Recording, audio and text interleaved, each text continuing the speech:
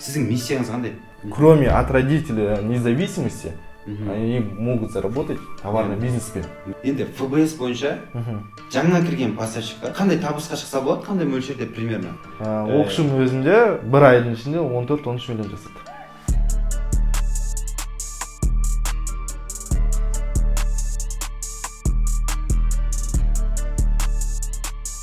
Ассалаумағалейкум достар, менің каналыма қош келдіңіздер. Біздің каналда Wildberries туралы пайдалы ақпараттармен бөлісетін боламыз, именно қазақша контентпен иншалла.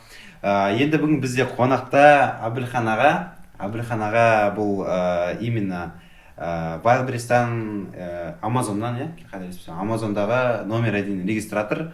Amazon туралы вообще қалай ол? Мен өзім просто Amazonға миым жетпейді, ол қалай ол? Қазақстанда официальный не дейді? Amazon бұл да онлайн продажа. Кәдімгідей біздің қазір Wildberries'пен айналысып жүрген кісілер болсын, Каспимен айналысып жүрген кісілер болсын. Сол сияқты платформа, сол себепті бұл қазіргі таңда именно маркетплейстердің ішіндегі папасы десек те болады. Атасы. Және де бұл жерде именно Қазақстан бойынша ең бірінші регистратор болдық. Өткен жылы 2021 жылы май айында официально разрешение берілді 21 күні. Сол моменттен бастап біз 3 ай жүгіріп регистрация өтіп, қазіргі таңда сол платформада жұмыс істеп жатырық. Өздеріңіз торговать етесіз? Өзіміз сауда жасап селлермыз. Бірақ енді осы Amazon'да айтады, үлкен оборотпен, үлкен ақшамен кіру керек дейді ғой. Қараңыз, Wildberries пен Amazon'ды сравнить етсек, Amazon'да біз определенно бір $5000 кірсек, уже біз бір нәрсе көре аламыз. Бірақ чем больше сумма, тем больше. По идее, мен өзім определенно $50000 қойдым ставка, сол $50000 мен дальше айналдырамын деп. Бұл жерде сумма товарлардың бәрі доллармен болғандықтан, сол себепті соответственно доллармен есептеген дұрыс болады. Және де былай жай адамдарға, маркетплейске кірген адамдарға, мысалы Wildberries'пен айналысып жүр, Каспимен айналысып жүр, уже полный Озонмен де айналысып жүрсе, онда Amazon'мен де айналысуға дым қиындығы жоқ. Ол жерде самое главное, бұл жерде именно регистрация жағына, регистрацияны өту өте қиын. Өйткені бұл жерде өзінің нюанстары бар, собеседованиесі бар, бүкіл счеттарды тексереді, қалай вообще жұмыс істеп жатсың, серьезный поставщиксың ба, соның бәрін, тонкостарын бәрін тексеріп барып, ол жерде үлкен оборотқа шығуға болады. Бұл жерде сравнить етсек, даже Amazon мен Wildberries или басқа да маркетплейспен салсақ, мысалы Каспимен сравнить етейік. Каспи тек қана Қазақстан ішінде 9 миллион аудиториямен, мысалы Wildberries'те 180 почти, 200 миллион. Мысалы Wildberries'пен еще 19 ел арендегенде, Amazon'да почти 188 ел, ойлап көріңіз. Бүкіл әлем бойынша, бүкіл даже Америка халқының өзі именно бүкіл товарлардың бәрі сол платформа арқылы сатып алады. Сол себепті бұл жерде үлкен обороттарға да, миллиондаған долларларға даже обороттарға шығуға болады. Смело, без проблем. Енді бізде основной тема негізін Wildberries қой. Amazon'ды басынан кіргізген сенде Wildberries'та сіз уже бұрыннан бар деп естідім? Уже біз өткен жылдың апрель айының 5-нен басып сауда жасап келе жатырық. Даже склад ашылмады, ештеңке болмады, сол кезден басып жұмыс істеп келе жатырық. Қазір уже бір жыл, бүгін қаншасы? Бүгін 13, 13. Уже бір жыл 8 күн. Бір жыл 8 күн.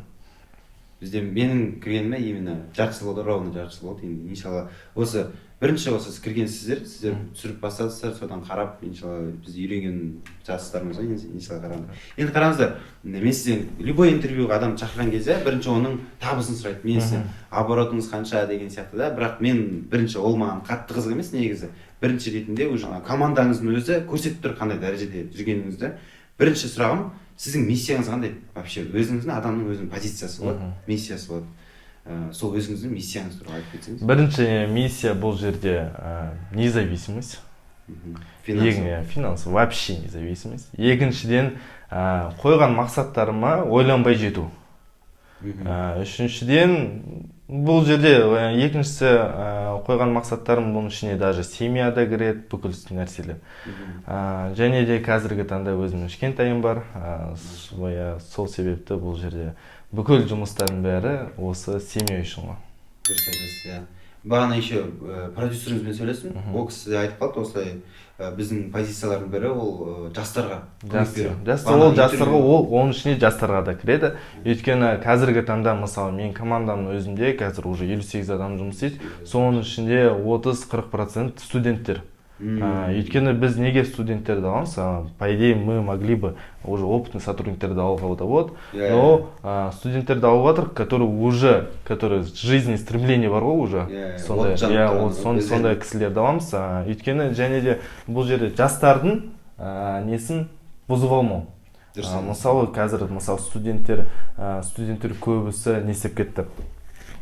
Естіп жатыр жаңалықтарда бір дұрыс жолға түспей кетіп, бір закладчик бір нәрсе дегенде ауысып, сондай нәрселерге көп тез табылатын ақшаға тез ұмтылып, сондай жаман жолдарға түсіп кетіп жатыр. Сол себепті бұл жерде Валберспен сауда жасаса, мысалы, даже бұл жерде школьник болсын, студент болсын, может быть, инстаграмдан да қарап жүрген шығарсыздар, біз специально пропагандировать етіп жүргенбіз именно школьникті. Всегда сторисқа школьникті салатынбыз, хотя бізде өте көп кейс именно школьник пен студенттерді салатынбыз, чтобы студенттер мен оқушылардың мировоззрениелары өзгерсін, что кроме от родителей независимости они могут заработать товарный бизнеспен. Мышлениемен, товарный бизнеспен, олар осы бизнеспен алып кетуге болады.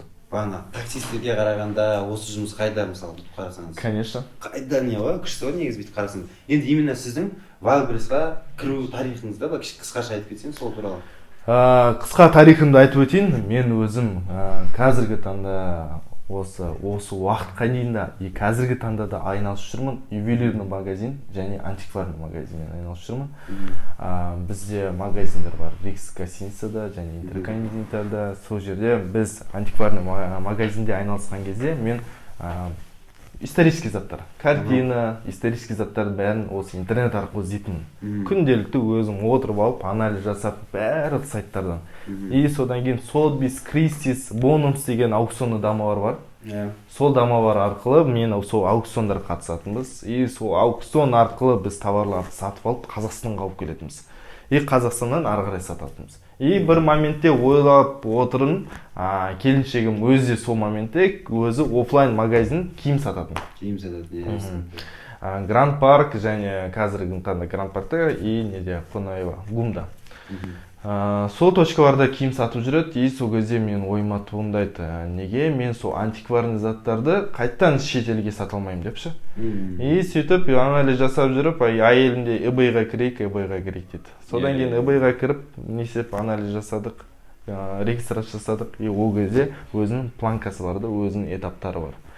Ол этаптарды өту үшін бізге қызық болмады. $500, $1000 қатты рөл ойнамады. Сол себепті и анализ жасап жүріп, и бір моментте Валберс кірді нарыққа деген сұраныстар шықты.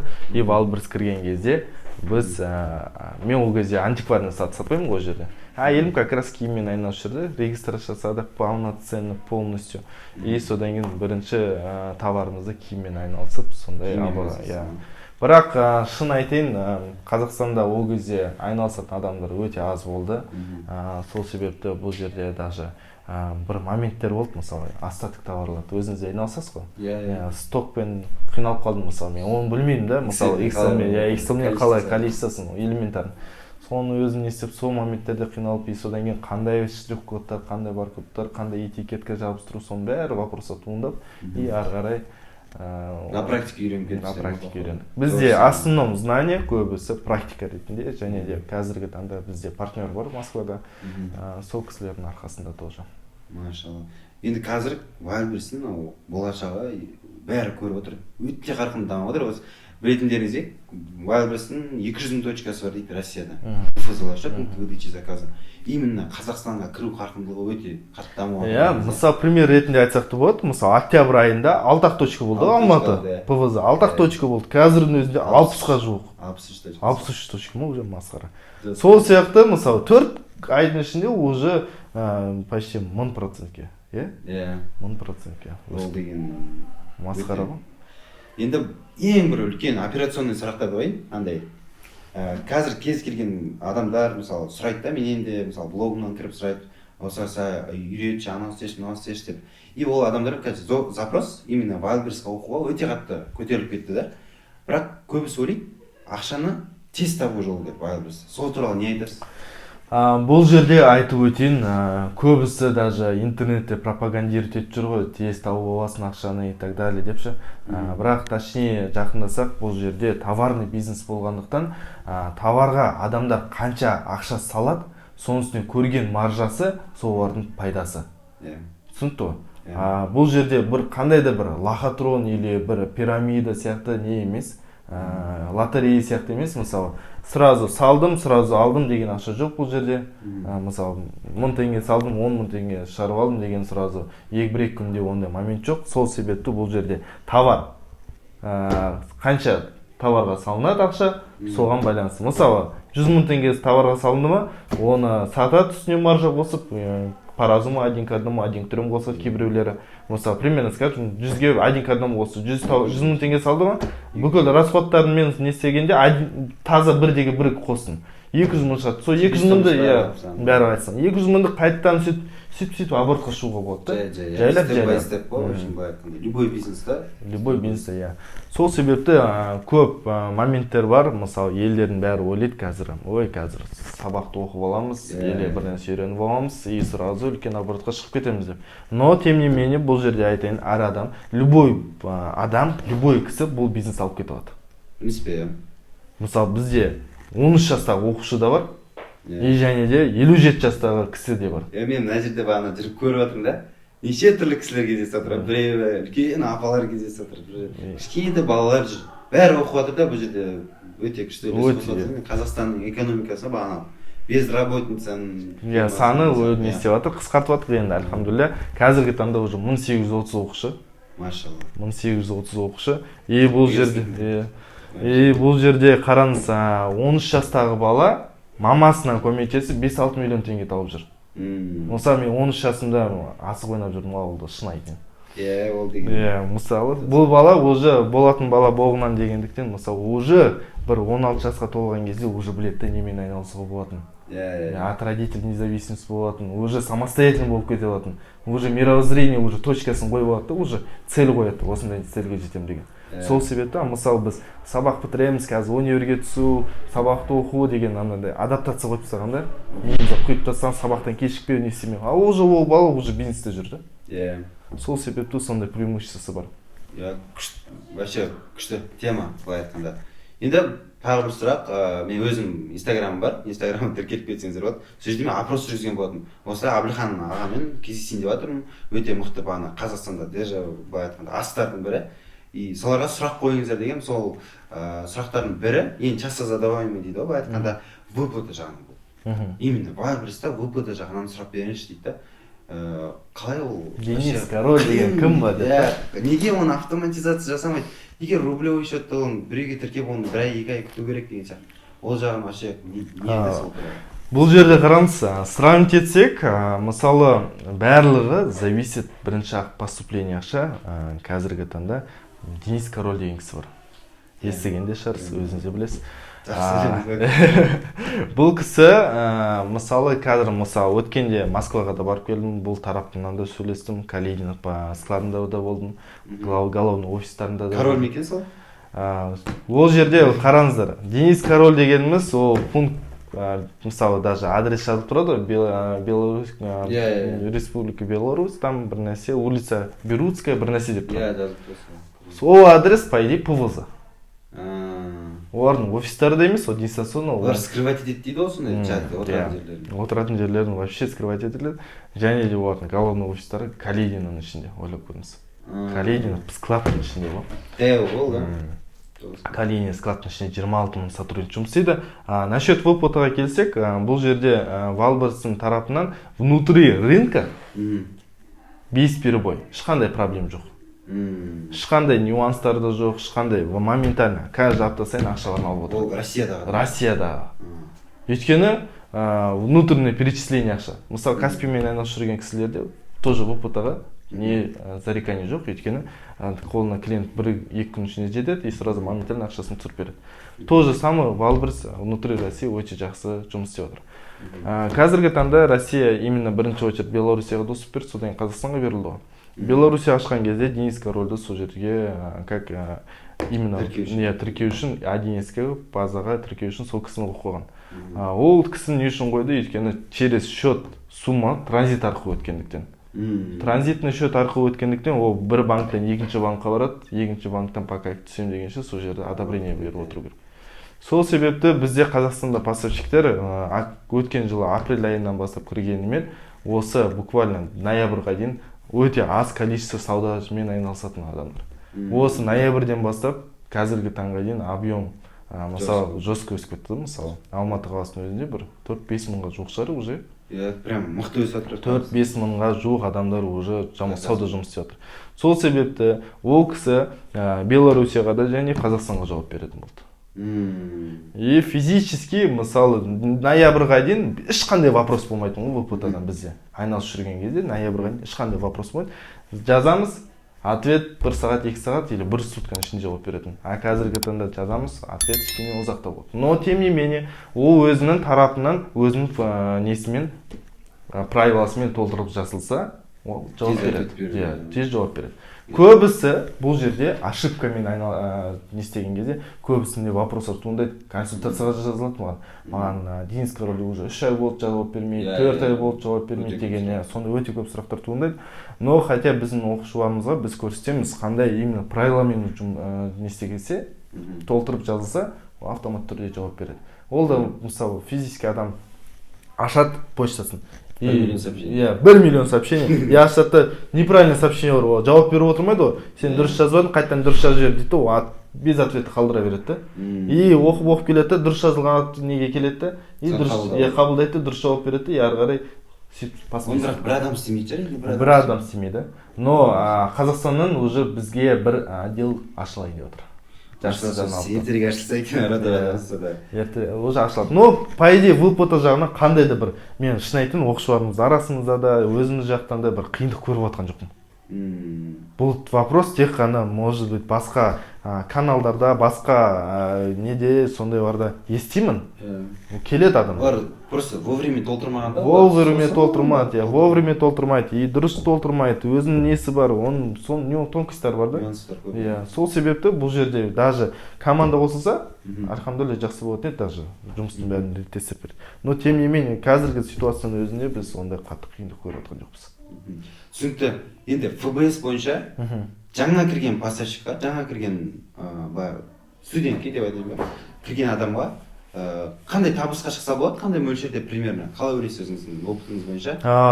Так, айлық па или күнділік па? Айлық деп айтайық. Айлық па, мысалы, пример ретінде, мен өзім пример қылмай қойын, өзімде оборот жеткілікті. Оқышымды айтайын. Оқышым өзінде бір айдың ішінде 14-13 миллион жасады. Машалла. ФБС-пен, оборот. Таза енді 7-8 миллион ғой. Ол жерде 7-8 миллион теңге. Ол кісінің нишасын айтпай қойын. Нормально. Өйткені мысалы мен өзім мастер-класс өткізген кезде мен бір вид товарды ғана не істеймін. Пример қылдырам. Содан кейін сол видқа кірсем, Амстатпен кіріп қарайым, былай анализ жасаймын. Бүкіл біздің ИП-лар ол қазақстанский. Біздің поставщиктер сол себепті бұл жерде оқушының несіне керек әсер келтірмей қойып, но 13-14 миллион ФБС-пен жұмыс істеуге болады. Но футболмен үлкен оборотқа шығуға болады. Риск байланысты негізі адамның істегеніне байланысты, потом жағдай. Бұл жерде зависит, самый главный бар ғой, шын айтайын, адамның ішіндегі внутренний ниетіне ғой. Біріншіден ше, если мен добьюсь, если жасайын десе бар ғой, любой тесікті, любой нені жарып өтеді. И бұл жерде де, мысалы, қандай да сумма, бұл жерде ограничение жоқ, шын айтайын.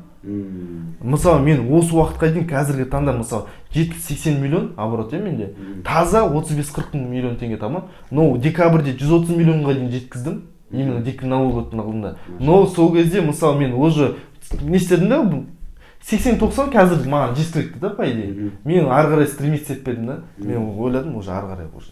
Смысл жоқ деп. Қатты қиналуым керекпін ғой деп ше. И мысалы осы жақында Москваға барып келдім, үлкен кісілермен де осы именно Валберспен уже айналысып жүргенде форумда болдық. Сол кісілермен сөйлесіп жатсақ 1 миллиард 200 миллион дейді. Сол кезде аузым ашылып қалды да. Ана жерде мен былай кіргенмін ғой, столдың басында отырып, менен сұрайды, қаяқтансың? Алматыдан деймін. Оборотың қанша, немен айналысасың, осында үйсіп отырмын. Бай түр жасап 80 миллион теңге деп тұрмын ғой. Содан кейін бай сұрап тұрып, содан кейін ана кісі сізде қанша? Ана тып-тыныш отырып 1 миллиард 200 миллион дейді сол кезде. Теңге ме? Теңгемен шаққан кезде 1 миллиард 200 миллион ойлап көрші. Аузым ашылып қалды. Оборот па или что? Оборот. Ну, оборот енді соответственно бұл жерде елдер. Иә, дұрыс. Сол себепті ол кісілер уже давно рынокта, сол себепті уже біз команда құрып жатырмық отдельно тағы да. Мен өзім астымда 2 адам бар да, который именно өзім товармен айналысады, ФБСпен де футболмен де жіберетін 2 кісі бар. Солар жасайды. Енді қазір командаға бір 6-7 адам қосайын деп отырмын. Уже расширен жұмыс істеуге ше. И сол себепті бұл жерде барлығы зависит адамның желаниясында, адамның қандай да бір цель қойғанда. Істеймін деген адам. Істеймін дегенде. Иә. Бұл жерде әр адам өзіне бір барьер қояды да. Бір кісілерге айлық оборот, мысалы, миллион теңге жетсе, альхамдулилля дейді. Біреулерге 10 миллион десе, альхамдулилля дейді. Біреулерге 100 миллион десе, альхамдулилля дейді. Сол себепті бұл жерде әр адамның өзінің барьерасы бар, өзінің несі бар. Енді қазір екінші вопрос. ФБС айттық, енді ФБО туралы айтып кетсеңіз, ФБОда қандай суммамен минимально кірген дұрыс? Өзіңіз. Қараңыз, мен ФБС пен ФБОмен қалай айналсам? Мен бірінші өзімнің тактика бойынша бірінші ФБС пен бір товарды тексеріп аламын, тестіп аламын. Мысалы, бір карточка товар создавать етемін де, барлық нюанстарын, бәрін, фишкаларын бәрін қолданамын. И если күнделікті стабильно 10-15 карточка сатылып отырса, заказ түсіп отырса, мен аламын да оның бәрін складқа өткіземін. ФБОға. Бүкіл 6 склад бар, который 6 складтың ішіне толтырып тастаймын. И сол кезде менің оборачиваемость ақшам апталық, мысалы мен товар өткіздім ба, 2 күн ішінде доставка, уже мысалы өткен товар уже понедельник ақша алып отырмын ғой. Понедельникке уже отчетта тұрады. Күшті. Сол кезде мен сол себепті соның арқасында, сол системаның арқасында осындай дәрежеге жетіп, сондай оборотқа шықтым, ашыға. Если мен дальше осы өзім ФБСпен жұмыс істеп жүрсем, ондай результатқа шыға алмайтын едім, біріншіден. Екіншіден, оборачиваемость ақша, пока клиентке жетем дегенше уақыт. Мысалы, мен товардың ақшамды, мысалы, мен уже ұмытуым керекпін 1-1,5 айға. ФБО мен уже мен рассчитываем да 1-2 аптаға. Сол себепті уже үлкен оборотқа шығып. Сразу қайтадан оборотқа салады. Енді киім саласы, киімді бәрі қорқады айтқан кезде. Киім десе, жоқ, кірмеңдер, солай дейді. Киімге кірмеңдер деген кезде бұл жерде менің правилам. Оқу барысында бәрін деген не істедім, киімге кірмеңдер, сабақ барысында да, новичок ретінде де киімге кірмеңдер деп айтамын. Бәрі қазір система қазір киімге кірмеңдер деп не істеп қалғанда қалыпсың. Но мен айтайын, бұл жерде оқу барысында, мысалы, маған уже студенттер 1800 студент алдынан өтті. Сол студенттердің өзіне де мысалы мен айтамын, басында сіздер как новичок ретінде бүкіл системаны, картинаны біліп алмағанша, сіздер киімге жоламаңыздар. Кейін ең ауыр ниша по идее киім. Даже онлайн түрінде де, және офлайн түрінде де. Мысалы, сіз өзіңізге бір футболка таңдасаңыз да, киім барып таңдасаңыз да, мысалы, магазинге барасыз, бір 3-4 футболканы киіп көресіз. Соның ішінен біреуін ғана сатып аласыз, дұрыс қой? Иә, дұрыс. Или басқадан, мысалы, киім, сондай моменттерде, мысалы, әр киімнің өзінің біреуге жақсы тұрады, біреуге вкусы бар, өзінің размерлері бар. Сол себепті бұл жерде ең опасный ниша болғандықтан, мен оқушыларыма бұл жерге совет бермеймін да, пока кірмеңдер. Но Валберсте ең көп ақша ниша бұл соответственно одеждаға, иә. Именно просто не үшін бұл сұрақты қоятын, мен де балалармен біраз сөйлескен кезде именно киімнен қорқады. Бірақ мен өзім киімге кіргім келіп жатыр. Өйткені мен модель болып өзім жұмыс істегенмін, киім сату мен өзімнің арманым болған кішкентай кезінен бастап. Енді қазір маған қандай совет бересіз? ФБО-ға киім жіберейін деп жатырмын, бірақ ФБС-ке әлі салып көрмедім. Бірақ өте көп киім бар. Қараңыз, мен сіздерге бір советім, бұл жерде бүкіл, мысалы, женский киім сатасыз, соны по идее, женский киім сату. Еркектердің киімі. Ладно, еркектер киім болсын, женский киім болсын, детский киім болсын, бұл жерде сіздерге айтайын. Самое главное, бүкіл вид товарға кіріп кетпеу. Определенно видпен айналысу. Джинсы деген сияқты ма? Мысалы, джинсы ма? Джинсымен ғана айналысу. Футболка ма? Футболка неше түрлі несін аласың да, сонымен ғана айналысасың. Кірмеу керек. Мысалы, көбісі ұрынады, неге? Киімге кіреді де ұрынады. Өйткені біреулер футболка салып кетеді, джинсы да салып кетеді, көйлегін де салып кетеді, пиджагын да салып кетеді, барлығын салады да, и барлығын рынокқа шығарып жібереді, и бір моментте заказдар түседі. Бір күнде 2-3 миллионға түсіп кетеді заказ. Оны жібереді, ол рассчитать етпейді. Ол жерде возвратность бар, 80% по статистике бойынша. Мысалы, оны қоспайды. Оның, мысалы, мен бір киімге, мысалы, 1-4 қосам. Примерно, мен цехта Бишкекте, мысалы, 5 мың теңге тік берсе, примерно, мен оны как минимум 20 мың теңге сатам да. Сол себепті бұл жерде де маржаны қоюдың амалын білу керек. Мысалы, мен білемін, 100 товар жіберем ба бір футболканы, 100 товардың ішінде 20-сы сатылынады, 80-і қайтадан возвратқа түседі. Примерно, расчет менде. Но ол 80 возврат болғанымен, ол бірінші скатқа түскеннен кейін екінші клиентке барады. Покатушки. Екінші точкаға барады, екінші клиентке барады, екінші клиент сол 80%-ның ішінен тағы да бір 20-30% сатып алады. Сонсыз ғой? Сол кезде уже менде астатық қалады бір 40-50%. Сол уже үшінші клиентке барған кезде мен аламда тағы да бір 2 мың теңге қосып қоям бағасын. Көтересіз. Бір 2 мың теңге. Логистиканың ақшасын шығаруға. Дұрыс. И содан кейін төртінші клиентке барса, уже конкретно уже отказ беріп, соның ішіне бір 20% қалады, который уже остатықтар. Уже бір киген адам уже сол киімнің качествосы кетеді. И мен алғанда сразу скидкамен қойып тастаймын ол товарды. Конкретно скидкамен почти по себестоимости. И сол кезде қайтадан именно баға арзан болады, и конкретно уже сразу алып кетеді. Сондай тактикамен қолданғаннан арқасында осындай обороттар шығып жатыр. Сол кезде қараңыздар, мысалы мен бірінші клиент, мен уже стратегия оқығамда, бірінші покупатель, екінші покупатель, үшінші покупатель, төртінші покупатель уже обратный, да? Төртінші покупательға дейін мен киімдерді сатып жіберуім керекпін. Уже не істеймін, маржинальность аз болып. Төртінші покупательден кейін уже бесінші покупательге барса, уже киім бараққа кетеді. Қайта киілгенге байланысты уже швы пайда болады, или бір нәрсе болып қалады. Уже киімнің качествосы кетеді, и біраққа кетеді.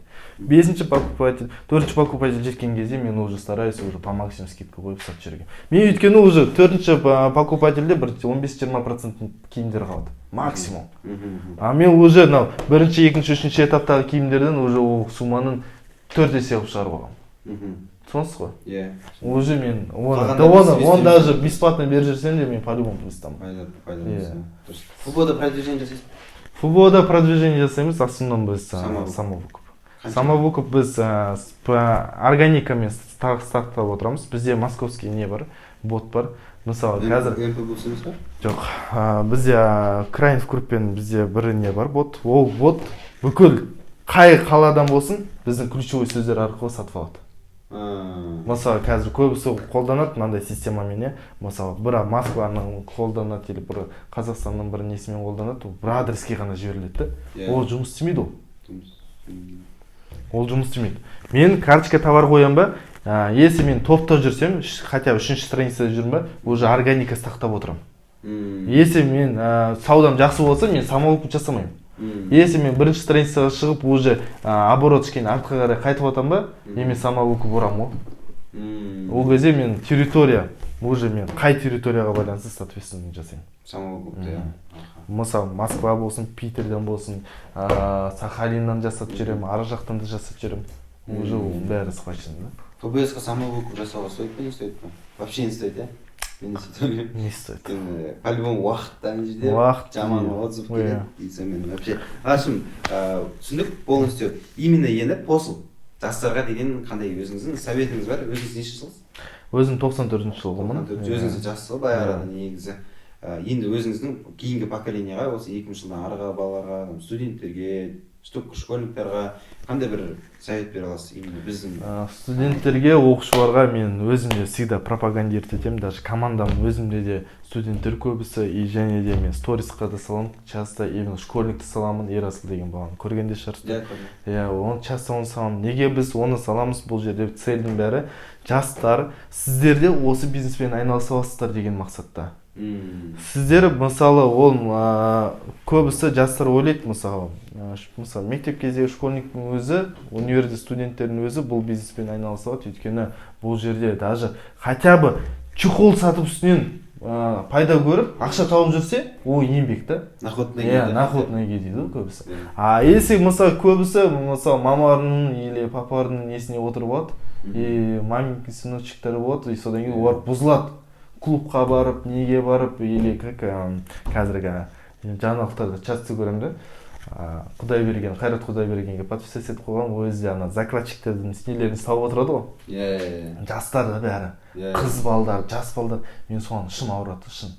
Осы саудамен айналса, или бір хотя бы даже саудамен айналыспай, даже полезный тірлікпен айналса да, уже не береді, цель береді. Мысалы біздің оқушының өзі, 13 жастағы баланың өзін пример ретінде келтіремін, достойно айтамын, 6 класстың баласы, уже біледі, не істейтінші уже 17-18 жасында құрып алғанда уже мен түріне қараймын да, мына бала уже болатын бала деймін да. И сол себепті барлықтарына соны совет етемін. Самый главный цель, екіншіден жұмыс, үшіншіден ерінбеу, и самый главный дұрыс жол таңдау. Машалла, негізі сізбен интервью таңдаған себебім, мен басында қарап отырдым да, мен коллаб жасағым келді, ана үлкен кісілермен сөйлескім келді. Сізбен бір кезде продюсеріңізбен сөйлесіп қалдым. И сосын сіздің миссияңыз жайлы айтып қалды да. Көбісі андай басқа айтпай-ақ қойын, нелері кімдер екенін, басынан ақша деп келеді. И потом миссияңызды білдім. Миссия ол жастарды қолдау керек. Мен де мысалы бүйтіп қарасам, онда үлкен блогер емеспін, былай қараңызда түсіріп келетін дейді. Уақытыңыз бөліп келгеніңізге рахмет, Аллаға шүкір. Миссияңызды білгеннен кейін менде вообще қатты интерес болып кетті. Жоқ, мына кісі менің миссиямен примерно сәйкес келеді екен, бұл кісімен интервью түсіру керек болмайды деген сияқты. Келсе, вообще күшті болады деп дұға еткен болатынбыз. Қасым, сен де молодецсің. Мен балдарда, командамда айтады, анализ жасайды рынокта. Осындай бала, осындай пропаганда етіп жатыр. Жақсы неге осындай жастарға осындай бір не қойып жатыр дегенде вообще көбісі қарап жүр. Сол себепті красавчик. Сізден үлгі аламыз.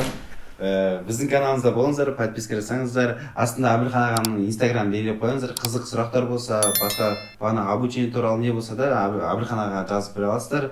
Иншалла бізде подписка, сізге жақсы контент, мықты контент, пайдалы контент, иншалла бірге болыңыздар. Жақсы, сау болыңыздар. Сау болыңыздар.